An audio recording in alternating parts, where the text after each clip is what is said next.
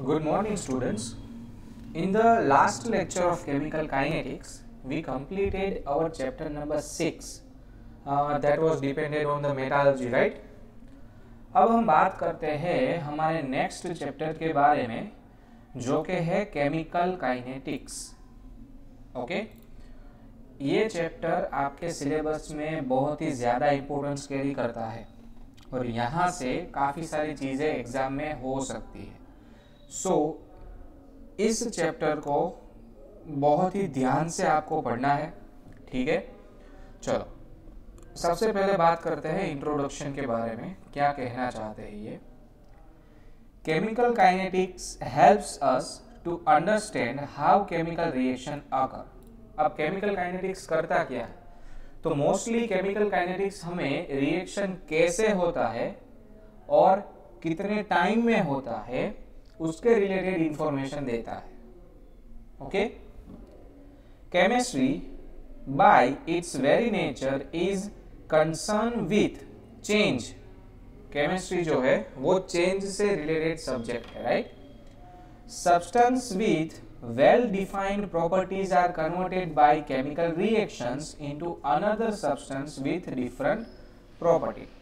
कुछ एक सब्सटेंस जिनकी एक स्पेसिफाइड प्रॉपर्टी थी उसको केमिकल रिएक्शन करके हम उसको एक अलग सब्सटेंस में कन्वर्ट करते हैं और जिसकी प्रॉपर्टीज भी अलग रहती है, right. For any chemical reaction chemist try to find out. Okay, कोई भी रिएक्शन के लिए कोई भी केमिस्ट है वो क्या देखता है, सबसे पहली चीज the feasibility of a chemical reaction which can be predicted by thermodynamics. चलो देखो, 3 चैप्टर आप पढ़े हो, 2 11th में, एक यहाँ पे thermodynamics, equilibrium and chemical kinetics. ये तीनों एक दूसरे से रिलेटेड है। तो कोई भी केमिस्ट अगर कोई रिएक्शन देखता है तो उसमें सबसे पहली चीज क्या देखता है, रिएक्शन की पॉसिबिलिटी, फिजिबिलिटी, यानी कि रिएक्शन अपने आप हो सकता है या नहीं हो सकता है, उसका प्रेडिक्शन होगा, राइट। अब रिएक्शन कब अपने आप हो सकता है, अगर उसका फ्री गिव्स एनर्जी 0 से कम है यानी कि नेगेटिव है तो, right, we know that. Then and then reaction will be feasible, यानी कि वो अपने आप ऑटोमेटिकली होगी। दूसरी बात, extent to which a reaction will proceed can be determined by chemical equilibrium। दूसरी चीज है रिएक्शन कहां तक होगा, रिएक्शन की फिजिबिलिटी। दूसरी बात हुई रिएक्शन का एक्सटेंट, यानी कि ऐसा कौन सा पॉइंट है आपकी रिएक्शन के लिए कि आपका रिएक्शन फॉरवर्ड डायरेक्शन में जाएगा। वो चीज कहां से पता चलती थी, आपका 11 का चैप्टर 7 था इक्विलिब्रियम, वहां से। और तीसरी बात है स्पीड ऑफ द रिएक्शन, यानी कि रिएक्शन होने में टाइम कितना लगता है। ये चीज आप पढ़ोगे इस चैप्टर में, clear. Along with feasibility and extent, it is equally important to know the rate, यानी कि speed, and the factors controlling the rate of the chemical reaction for its complete understanding। अगर किसी रिएक्शन को deeply study करना है तो उसके लिए पहले तो उसकी फिजिबिलिटी देखनी होगी, यानी कि वो अपने आप हो सकता है कि नहीं हो सकता। दूसरी चीज उसका एक्सटेंट देखना होगा कि कहां तक वो होता है। और तीसरी बात है उसका रेट जो है, यानी कि स्पीड उस रिएक्शन का, और उस स्पीड को कंट्रोल करने वाले फैक्टर्स कौन से हैं उनके बारे में डिटेल में नॉलेज होना जरूरी है। तो ये सारी चीजें कोई भी केमिकल रिएक्शन को समझने के लिए डीपली उसके बारे में रिसर्च करने के लिए जरूरी रहता है। For example, which parameter determine as to how rapidly foods get spoiled. अब ऐसे कौन से पैरामीटर है जो डिसाइड करते हैं कि फूड कितना जल्दी खराब होगा। तो आपको पता है टेम्परेचर, राइट। टेम्परेचर जितना ज्यादा फूड उतनी जल्दी खराब होगा। How to design a rapidly settling material for dental filling। अब कोई मटेरियल है जो जल्दी से सेटल हो जाता है, यानी कि लिक्विड या फिर पेस्ट से वो जल्दी से सॉलिड फॉर्म में आ जाता है। तो ऐसी पेस्ट को डेंटल यूज के लिए यानी कि दांतों के यूज के लिए उसका सेटलिंग टाइम कैसे हम कम कर सकते हैं, तो वो फैक्टर रिलेटेड थिंग हो गई ना, वहां पे भी टेम्परेचर इफेक्ट करेगा, जितना कम टेम्परेचर रखोगे उतना उसका सेटलिंग टाइम कम हो जाएगा। और what controls the rate at which fuel Burns in the auto engine, और इंजन में फ्यूल बर्न करने का जो रेट है, स्पीड है, उसको कौन कंट्रोल करता है, वो भी टेम्परेचर कंट्रोल करता है, प्रेशर कंट्रोल करता है। All these questions can be answered by this branch of the chemistry which deals with the study of the reaction rate and their mechanism is called chemical kinetics। जो chemistry का ये branch है, ये branch क्या करता है, तो ये रिएक्शन की रेट्स को स्टडी करता है, यानी कि स्पीड को स्टडी करता है, एंड उसके मैकेनिज्म को ये स्टडी करता है, जिसे हम केमिकल काइनेटिक्स कहेंगे। ओके, चलो काइनेटिक्स वर्ड कहां से आया, तो ये ग्रीक वर्ड है काइनेसिस, उसका मतलब होता है मूवमेंट, और उसके बेसिस पे ये वर्ड आया है kinetics. Thermodynamics tells only about the feasibility of the reaction, whereas chemical kinetics tells about the rate of the reaction. Thermodynamics जो है वो सिर्फ हमें रिएक्शन की फिजिबिलिटी बताता है, यानी कि रिएक्शन हो सकता है या नहीं हो सकता, उसके बारे में थर्मोडायनेमिक्स बात करता है, जबकि केमिकल काइनेटिक्स जो है वो डिटेल में बात करता है। For example, thermodynamic data indicates that diamond shall convert to graphite. अब जो थर्मोडायनेमिक्स है वो हमें ये परमिशन देता है कि आप डायमंड को ग्रेफाइट में कन्वर्ट कर सकते हो। ये दोनों दो एलोट्रोपिकल फॉर्म है कार्बन के, डायमंड एंड ग्रेफाइट, राइट। लेकिन in reality the conversion rate is so slow that the change is not perceptible at all. ये चीज बहुत ही जरूरी है। देखो, थर्मोडायनेमिक्स कहता है आप डायमंड को ग्रेफाइट में कन्वर्ट कर सकते हो, बट रियलिटी चेक करो, ये रिएक्शन बहुत ही स्लो है, यानी कि रेट ऑफ रिएक्शन बहुत ही कम है, इतना कम है कि आप प्रैक्टिकली उसको परसेप्टिबल बना ही नहीं सकते, उसको अप्लाई नहीं कर सकते। So that is the main issue here. Okay, therefore most people think diamonds are forever, लेकिन वो बहुत ही स्लो ग्रेफाइट में कन्वर्ट होते हैं, बहुत slow. Kinetic studies not only help us to determine the speed or the rate of the chemical reaction, but also describe the conditions by which reaction rate can be altered। अब देखो, kinetics जो है वो सिर्फ हमें speed या rate के बारे में ही नहीं बताता है, वो हमें कंडीशंस के बारे में भी एक्सप्लेन करता है कि आप अगर कंडीशंस को किस तरह से चेंज करोगे तो आप अपना रिएक्शन रेट चेंज कर सकते हो। ये चीज बहुत ही जरूरी है। The factors such as concentration, temperature, pressure and catalyst affects the rate of the reaction. ये चीज याद रखनी है आपको।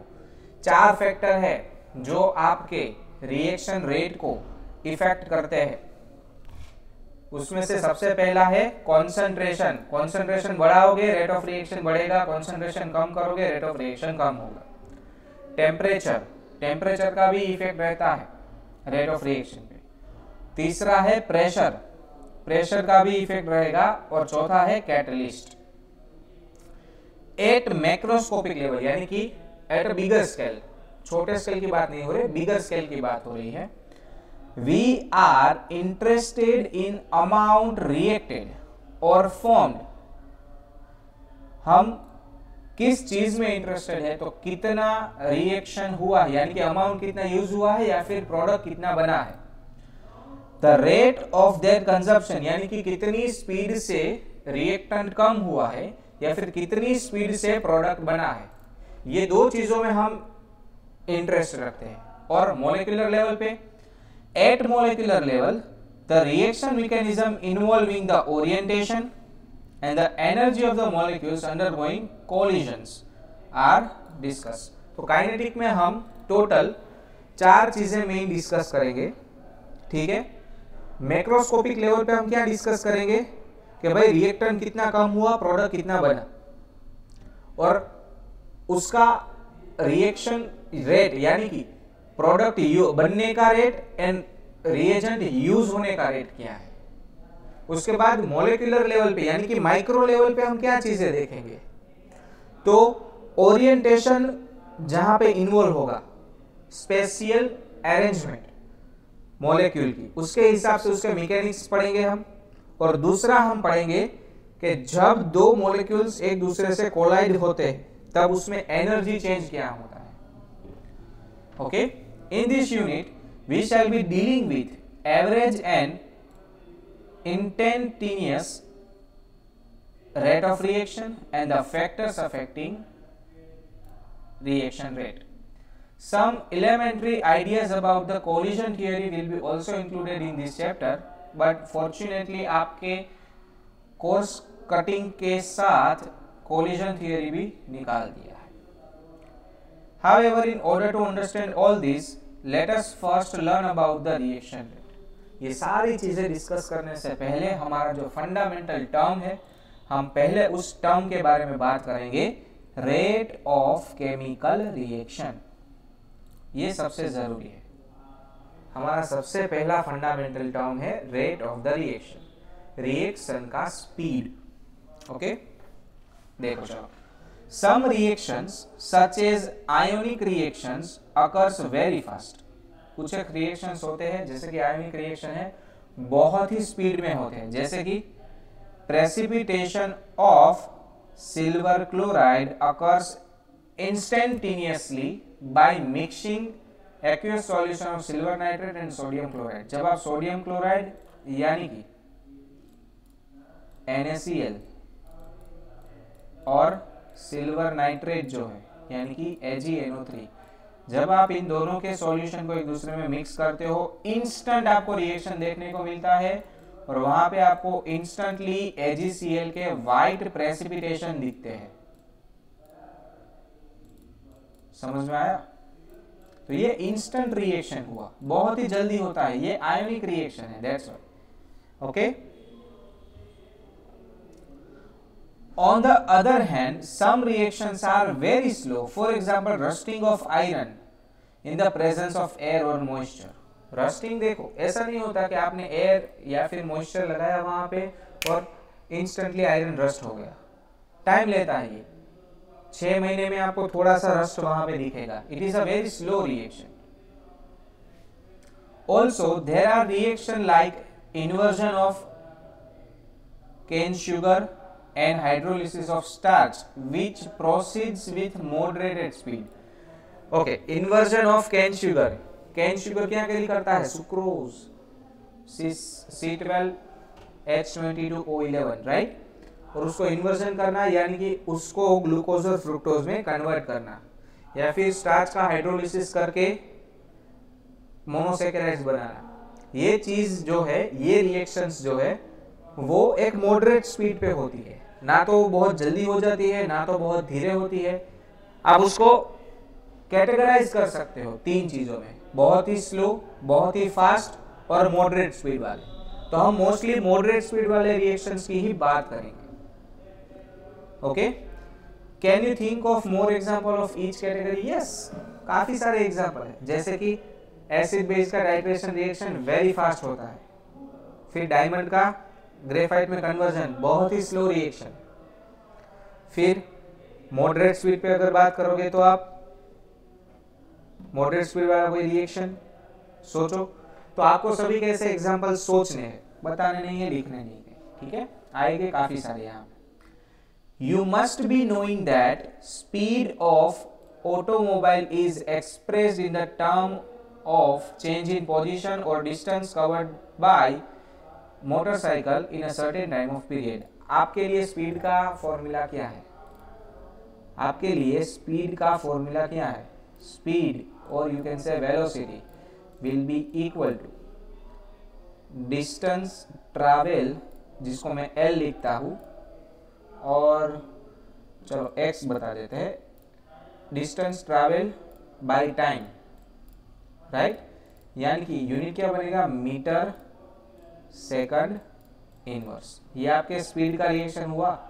वैसे ही यहाँ पे मीटर की जगह आ जाएगा concentration. So concentration divided by time, ये हो जाएगा rate of reaction, capital R. Concentration का यूनिट आप क्या लोगे, molarity, remember that. So molarity का यूनिट होता है मोल लीटर इनवर्स, और सेकंड इनवर्स तो है ही, टाइम के लिए सेकंड है, मिनट है, आवर है। Similarly, the speed of the reaction or the rate of the reaction can be defined as a change in the concentration of reactant or product in a unit time. To be more specific, it can be expressed in the following terms. देखो चलो, the rate of decrease in the concentration of any of the reactant. अब देखो जैसे reaction आगे जाएगा reactant कम होगा, और the rate of increase in the concentration of any product. Reactant होगा आपका जितना भी रिएजेंट, उसका कॉन्सेंट्रेशन टाइम के साथ कम होगा, यानी कि उसका रेट डिक्रीज होगा, और प्रोडक्ट का कॉन्सेंट्रेशन बढ़ेगा तो उसका रेट बढ़ेगा। Clear? Consider the hypothetical reaction R gives me P. Okay, चलो यहाँ पे ध्यान देना अच्छे से। मेरे पास एक हाइपोथेटिकल रिएक्शन है, R से मैं बनाता हूँ P, ठीक है। अब इसका इनिशियल कॉन्सेंट्रेशन मैं आपको बता देता हूँ। इनिशियल कॉन्सेंट्रेशन इसका है R1, और इसका इनिशियल कॉन्सेंट्रेशन है P1। ओके, और फाइनल, इसका फाइनल कॉन्सेंट्रेशन है R2, तो इसका फाइनल कॉन्सेंट्रेशन है P2। अगर मैं यहां पे डेल्टा R की बात करूं, यानी कि रिएजेंट में कितना चेंज आया, तो आपका फॉर्मूला क्या बनेगा, फाइनल माइनस इनिशियल। सो R2 माइनस R1 होगा। समझ में आया? और ये वैल्यू आपको नेगेटिव मिलेगी। क्यों नेगेटिव मिलेगी? क्योंकि रिएजेंट जो है उसका कॉन्सेंट्रेशन कम होता है, यानी कि R2 जो है वो R1 से कम होगा। समझ में आया? R2 जो है वो R1 से कम होगा। वैसे ही अगर प्रोडक्ट की बात करें तो प्रोडक्ट का कॉन्सेंट्रेशन तो बढ़ता ही जाएगा, तो उसके लिए कॉन्सेंट्रेशन का डिफरेंस पॉजिटिव आएगा, यानी कि P2 माइनस P1 करूंगा कॉन्सेंट्रेशन का, तो डेल्टा P पॉजिटिव रहेगा। और अगर मुझे रेट ऑफ रिएक्शन चाहिए इसके लिए R, रेट ऑफ रिएक्शन, तो कितना होगा, तो आपका फॉर्मूला है concentration divided by time. So minus delta R divided by delta T। क्यों? क्योंकि यहाँ पे टाइम था T1 और यहाँ पे है T2, यानी कि T2 minus T1 delta T। T2 बड़ा ही होगा ऑब्वियसली। और प्रोडक्ट से अगर बात करोगे तो प्रोडक्ट के लिए प्लस वैल्यू मिलेगा, यानी कि plus P in delta divided by delta T। ये आपको R एवरेज मिला। ओके, देखो 1 mole of reactant R produces 1 mole of product P। ये रिएक्शन है आपका जो हाइपोथेटिकल लिया था। If R1 and P1 are the concentration of T1 time and R2 and P2 are the concentration of T2 time, तो क्या होगा आगे? तो देखो तीनों का डेल्टा निकाल लिया है यहाँ पे है। The square bracket represents the concentration। ये तो आपको पता ही है ना, आप इक्विलिब्रियम में बहुत इसको यूज किए। जो ये स्क्वायर ब्रैकेट हमने बनाया है वो क्या रिप्रेजेंट करता है? वो हमारे लिए कॉन्सेंट्रेशन रिप्रेजेंट करता है, यानी कि rate of disappearance of R। यानी कि अगर मैं रिएजेंट से बात करूंगा तो फॉर्मूला के आगे नेगेटिव लगेगा। ये चीज आपको याद रखना है, ठीक है? समझ में आया? यानी कि minus delta R by delta T। और अगर प्रोडक्ट से बात करेंगे तो फॉर्मूला प्लस आएगा, जो कि मैंने आपको लिख के यहाँ पे दे दिया है दोनों। ये आपका R फॉर्मूला हुआ। Since delta R is negative quantity, as concentration of reactant decreases, it is multiplied by -1 to make rate positive quantity। इसको नेगेटिव क्यों बनाते हैं हम? रेट को पॉजिटिव रखने के लिए, ठीक है। ये जो फॉर्मूला है 4.2 एंड 4.1, उसे हम एवरेज रेट ऑफ रिएक्शन कहते हैं, RAV, जो कि मैंने आपको पहले ही लिख के दे दिया था, average rate of reaction. Average rate depends upon the change in concentration of reactant and product and time taken for that। यानी कि फाइनल माइनस इनिशियल स्टेज करोगे और T2 माइनस T1 करोगे, एक दूसरे को डिवाइड करो, आपको आपका एवरेज रेट मिल जाएगा।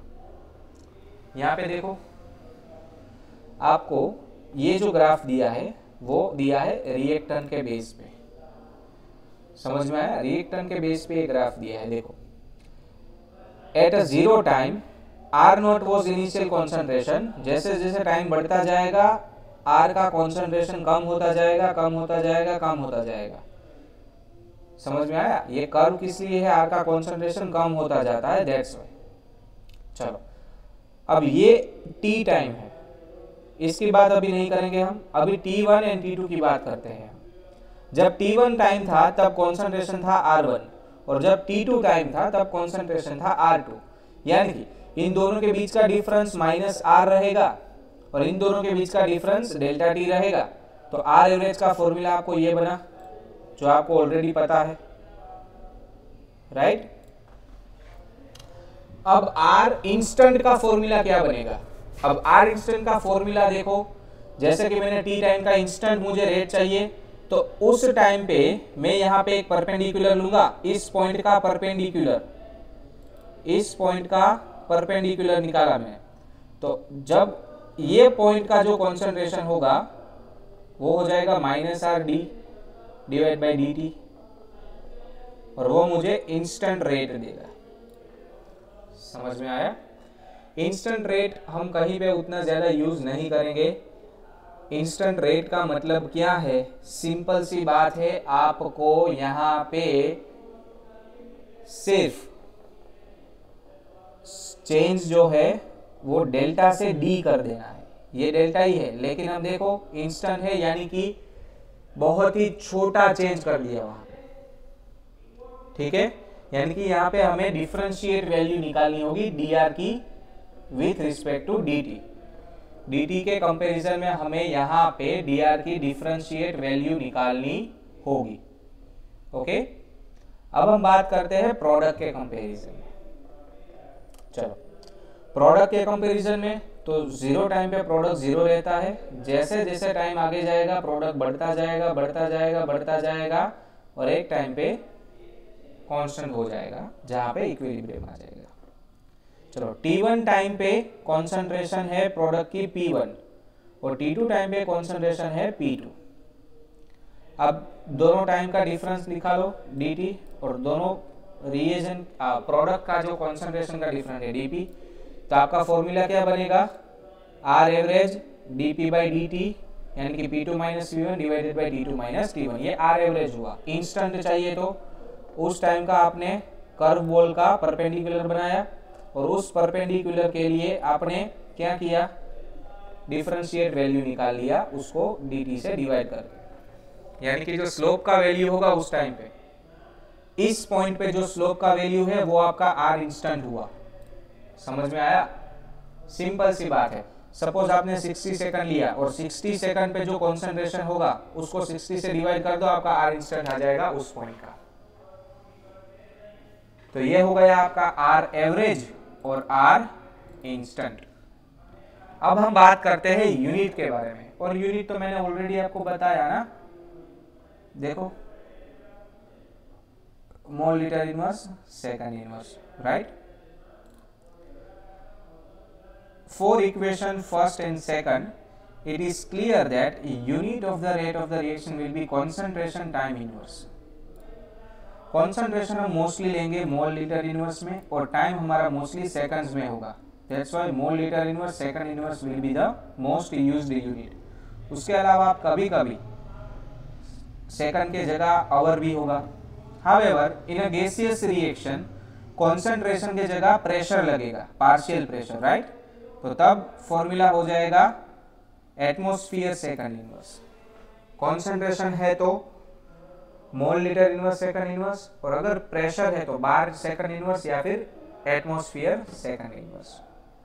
ओके, चलो एग्जांपल 4.1 के बारे में बात करते हैं। देखो यहां पे आपको कुछ एक वैल्यूज दी है, टाइम दिया है आपको और आपको कॉन्सेंट्रेशन दिया है। From the concentration of butyl chloride at different times given below calculate the average rate of the reaction. Average आपको फाइंड आउट करना है। एवरेज कैसे फाइंड करोगे? पहले आप आर एवरेज इन दोनों के बीच का निकालोगे, फिर इन दोनों के बीच का, फिर इन दोनों के बीच का, इन दोनों के बीच का, ऐसे करके आपको 1 2 फिर यहाँ पे 3 डिफरेंस बता रहा हूं।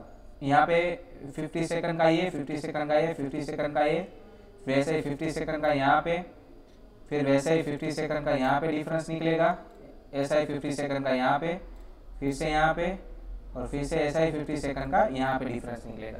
तो टोटल 1 2 3 4 5 6 7 और 8 आर एवरेज मिलेंगे, और उसका भी एवरेज निकालना है। तो आपको 8 आर एवरेज मिले। देखो यहाँ पे निकाल लिया है ऑलरेडी, है कि नहीं? आर एवरेज देखो 1 2 3 4 5 6 7 8, यानी कि देखो यहाँ पे आपको कॉन्सेंट्रेशन का वैल्यू दिया है, तो 2 - 1 करते जाओ, यानी कि 0.0905 माइनस 0.01 डिवाइडेड बाई 50। तो आपका आंसर आएगा 1.9 इंटू 10⁻⁻⁴। अब 10⁻⁻⁴ को इक्वल टू के दूसरी ओर ले लिया, यानी कि आर एवरेज के साथ ले लिया, दैट्स व्हाई वो हो गया 10⁻+4। ओरिजिनल आंसर क्या आएगा? 1.9 इंटू 10⁻⁻⁴, 1.7 इंटू 10⁻⁴। जैसे जैसे टाइम जाएगा रिएजेंट का कॉन्सेंट्रेशन कम होता जाएगा, दैट्स व्हाई उसके साथ साथ आपका रेट भी कम होता जाएगा। देखो धीरे धीरे रेट कम होता जाता है, ठीक है। आर एवरेज कैलकुलेट करने को बोला था। We can determine the difference in concentration, जैसा कि मैंने आपको बताया, ठीक है। चलो अब ये सारी वैल्यूज जो है उसका उन्होंने ग्राफ बनाया। ये है टाइम, ठीक है, और ये है आपका कॉन्सेंट्रेशन, 1 से कम होता जाता है। देखो कॉन्सेंट्रेशन। अब आपको क्या पूछा गया है? इंस्टेंट रेट चाहिए इनको 60 सेकंड पे, तो आपको इंस्टेंटली 60 सेकंड पे उसका कितना वैल्यू होगा वो देख लेना है यहां से ग्राफ से, और जो वैल्यू आएगा उसको 60 से अगर डिवाइड कर दोगे तो आपको मिल जाएगा इंस्टेंट रेट। क्लियर? समझ में आया? अब देखो इसका इंस्टेंट रेट निकालने के लिए उन्होंने क्या किया, तो यहां पे इन्होंने एक ट्राइंगल बनाया है स्लोप निकालने के लिए। इस ट्राइंगल की वैल्यूज देखना अच्छे से। अब स्लोप का कैलकुलेशन आप कैसे करते हो? तो मैथ्स में आप पढ़े हो y minus Y by X, formula slope का पढ़े हो ना, -y/x, राइट। चलो तो y की वैल्यू यानी कि y एक्सिस पे कौन है? ये रहा। तो एक वैल्यू अपर वैल्यू इस ट्राइंगल की और एक वैल्यू लोअर वैल्यू इस ट्राइंगल की, यहां से इन दोनों के बीच का डिफरेंस निकाला जाएगा। समझ में आया? देखो निकाला है यहाँ पे, है कि नहीं? ग्राफ से। ये सारी चीजें ग्राफ से होगी इंस्टेंट के लिए, यानी कि इंस्टेंट चीजें हमें बहुत कम कैलकुलेट करनी है, एवरेज ही करना है, और फिर डिवाइड किया उसको टाइम पीरियड जो लिया है 800 से 400, 800 माइनस 400, यानी कि अपर value minus lower value, sorry lower value minus अपर वैल्यू, पॉजिटिव करने के लिए। तो आपको आपका आंसर मिल जाएगा। ये हो गया उसका इंस्टेंट रेट। क्लियर? ऐसे अगर 250 पे इंस्टेंट रेट निकालना है तो ऐसे ही ट्राइंगल ड्रॉ करके आप निकाल सकते हो, 350 पे निकाल सकते हो, 450, लेकिन उसके लिए ग्राफ चाहिए होगा, जैसा कि मैंने आपको बताया। समझ में आया? क्लियर? तो इंस्टेंट रेट के बारे में हमें कहीं भी ज़्यादा डिटेल में बात नहीं करनी है। आगे हम ज़्यादा एग्जांपल देखेंगे नेक्स्ट लेक्चर में यहाँ से। ठीक है, तो इस लेक्चर में हम यहाँ तक रखते हैं। Thank you so much.